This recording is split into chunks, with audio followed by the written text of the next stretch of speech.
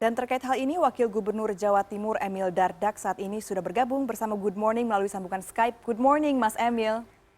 Ya, selamat pagi. Mas Emil, bisa dijelaskan, ini kan kita untuk wilayah Jawa Timur, khususnya di 3 wilayah seperti yang tadi sudah dijelaskan, Surabaya, Gresik, dan juga Sidoarjo, sudah mulai hari ini sudah dilaksanakan PSBB.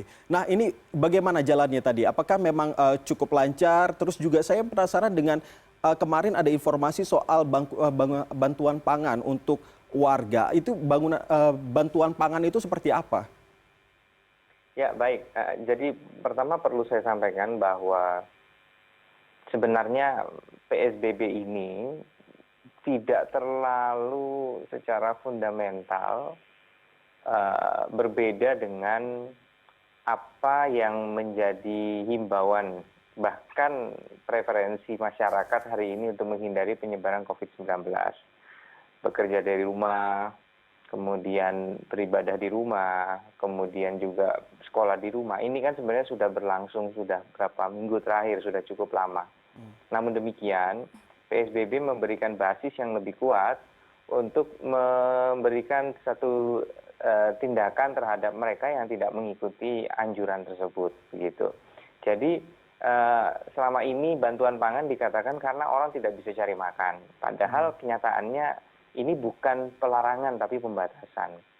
Artinya saya suka mencermati ada yang bilang saya sudah tidak bisa kerja lagi setelah PSBB. Ini sebenarnya perlu dicek ulang karena di dalam peraturan gubernur maupun peraturan wali kota dan peraturan bupati, tempat kerja yang dikecualikan dari work from home itu cukup luas klasifikasinya. Dan bahkan mereka yang bekerja di retail, yang bekerja di pasar untuk menjual bahan pokok, mereka tidak dilarang untuk beraktivitas begitu. Cuman yang sebenarnya menjadi concern adalah yang keluar tanpa kepentingan yang mendesak dan juga tidak melakukan protokol pengamanan diri. Ya, Mas Emil, kalau kita melihat PSBB ini berarti tidak jauh dari himbauan ataupun himbauan dari pemerintah Pemprov kemarin begitu. Tapi apa saja tantangan-tantangan terberat jika Anda mungkin bercermin dari himbauan pemerintah Pemprov yang kemarin sudah dilaksanakan di wilayah Jawa Timur? Ya, tentu tantangannya adalah kepatuhan masyarakat. Yang kedua, mungkin pada saat penerapan PSBB secara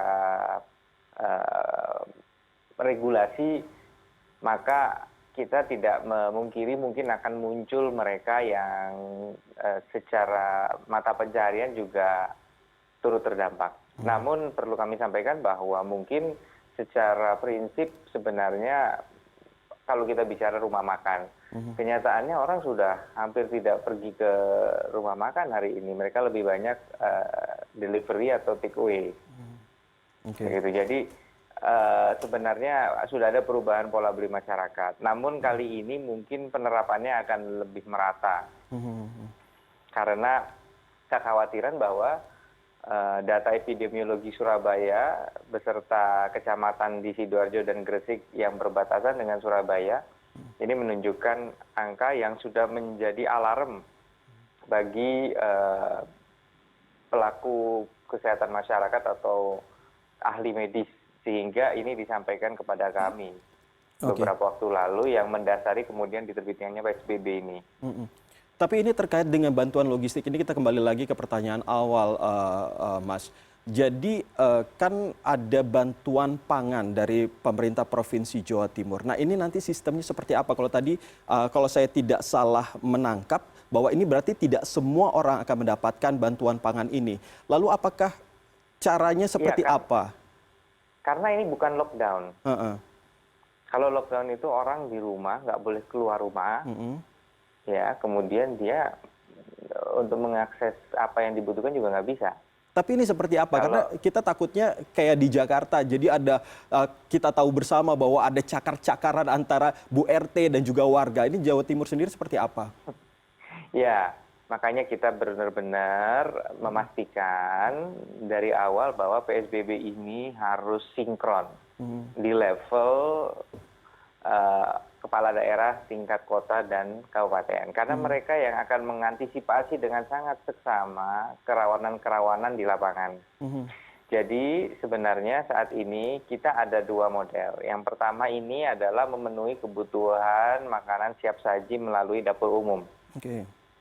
Nah, dapur umum ini dikoordinasikan langsung dengan TNI, dengan Pangdam Brawijaya, disupport juga nih ada Pangko Armada, kemudian Pangdiv. Ini juga sudah berkoordinasi. Semalam itu sampai lewat tengah malam kita melakukan pemantauan Pak Kapolda, Pak Pangdam, dan juga Pak Sekda Provinsi kemudian melakukan pemantauan lapangan terhadap situasi di detik-detik awal penerapan PSBB.